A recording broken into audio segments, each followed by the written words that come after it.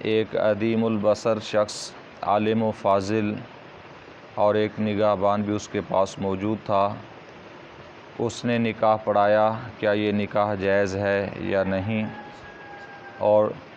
سوال کی دوسری جز یہ ہے کہ اگر عدیم البصر عالم نہ ہو اور نگہبان بھی موجود نہ ہو، اس صورت میں اس نے نکاح پڑھایا تو آیا یہ نکاح جائز ہوگا یا نہیں؟ یعنی سوال کے اندر جو پوچھا گیا کہ عدیم البصر شخص یعنی جس کی آنکھیں نہیں ہیں، نابینا شخص کے متعلق کہ وہ نکاح پڑھا سکتا ہے یا نہیں، کہ بسا اوقات کسی نابینا کے ساتھ ایک محافظ ہوتا ہے جو اسے ہر چیز بتاتا ہے، اور اگر نابینا شخص عالم دین ہو تو پھر کیا حکم ہے، وہ نکاح پڑھا سکتا ہے یا نہیں پڑھا سکتا، یا جاہل ہے تو پھر بھی پڑھا سکتا ہے یا نہیں، اس بارے میں شریعت کا کیا حکم ہے؟ تو آپ علیہ الرحمٰ نے جواب ارشاد فرمایا کہ بلا شبہ ان کا نکاح پڑھانا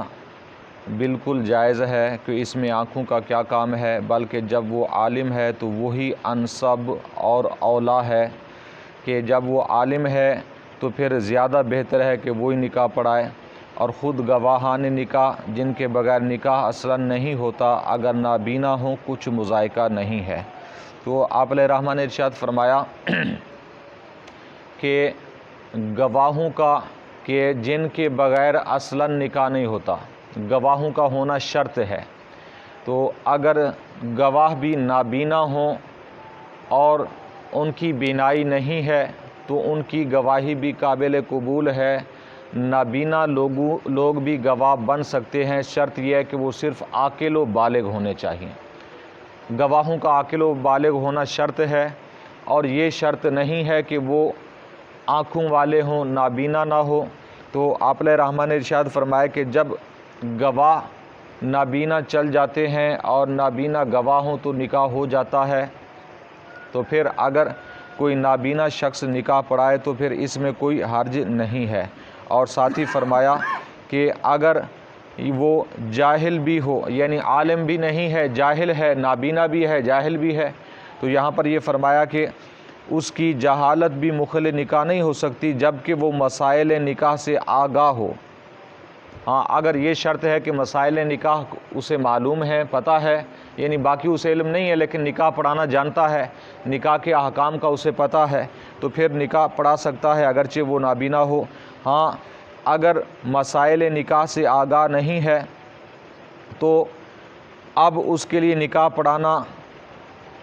صحیح نہیں ہوگا، اس لیے کہ ہو سکتا ہے زوجین میں بوجہ جہل اس سے غافل رہیں، کہ زوجین یعنی جن کا نکاح پڑھایا جا رہا ہے وہ بھی غافل رہیں، انہیں بھی پتہ نہ چلے، اور کوئی ایسی صورت وہ کر دے کہ جسے احکام کا پتہ نہیں، کہ جس صورت سے نکاح ہو ہی نہ۔ یعنی اس کے اندر بھی کافی چیزیں ہوتی ہیں، جیسا کہ نکاح کے اندر ایک چیز یہ بھی شرط ہے کہ صیغہ ماضی کا ہونا چاہیے، کہ میں نے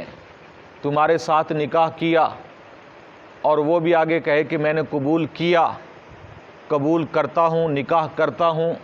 کرتے سے نہیں ہوتا نکاح۔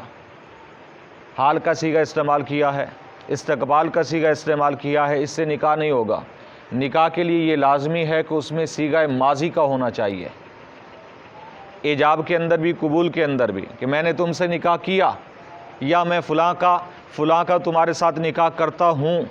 کرتے سے تو نہیں ہوگا لیکن میں نے فلاں کا نکاح تمہارے ساتھ کر دیا، جب ماضی کا صیغہ ہوگا تو پھر نکاح ہوگا۔ تو اس طرح کی اور بھی کافی چیزیں اس کے اندر موجود ہیں۔ تو ہر شخص جو صرف قاضی بن جائے لیکن دین کے احکام نہ سیکھے، بلکہ آج کل ہمارے اکثر اور بیشتر رجسٹرار جو ہیں وہ بھی نکاح رجسٹر بھی کرتے ہیں اور اس کے ساتھ ساتھ نکاح پڑھاتے بھی ہیں، کافی شہروں کے اندر ایسا سسٹم موجود ہے۔ تو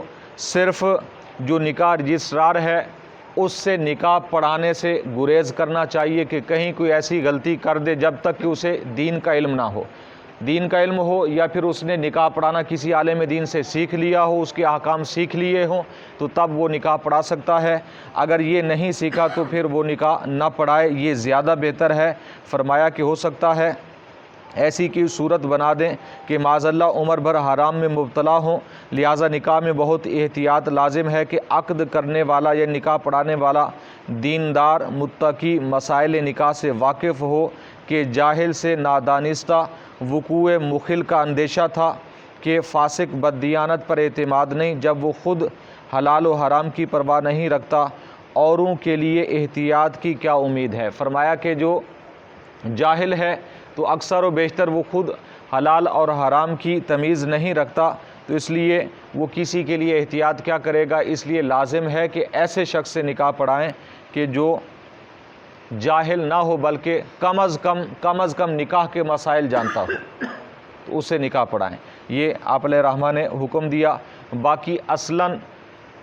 یہ چیز مخل نہیں ہے کہ کوئی شخص نابینا ہے، نابینا ہونے کی وجہ سے وہ نکاح نہیں پڑھا سکتا، تو یہ بات غلط ہے۔ اگرچہ نابینا ہے لیکن نکاح کے اگر احکام جانتا ہے تو وہ نکاح بالکل پڑھا سکتا ہے، اس میں کوئی حرج نہیں ہے کسی قسم کا۔ اور اسی طرح نابینا گواہ بھی چل جاتے ہیں، نابینا گواہ ہوں تب بھی نکاح ہو جاتا ہے۔ ہاں نابینا گواہ ہوں تو اس کے اندر یا نابینا ہوں یا بینا گواہ ہوں یعنی آنکھوں والے ہوں، ایک چیز اس کے اندر بھی شرط ہے کہ انہیں یہ علم ہو کہ کس کا نکاح ہو رہا ہے، یعنی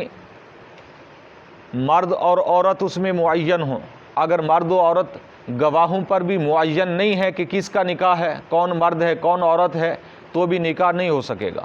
یہ گواہوں پر یہ چیز لازم اور ضروری ہے کہ دونوں معین ہوں، دونوں کا پتہ ہو کہ فلاں کا فلاں کے ساتھ نکاح ہو رہا ہے،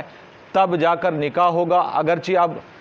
جو گواہ ہیں وہ آنکھوں والے ہیں، اگرچہ نابینا ہے، اس سے کوئی سروکار نہیں ہے، عاقل و بالغ ہونا ان کا شرط ہے۔ اللہ تعالیٰ کی بارگاہ میں دعا ہے کہ نبی کریم صلی اللہ علیہ وسلم کے وسیلہ سے ہم سب کو علم دین سیکھنے کی، سمجھنے کی، عمل کی توفیق عطا فرمائے۔ آمین بجاہ النبی الامین وما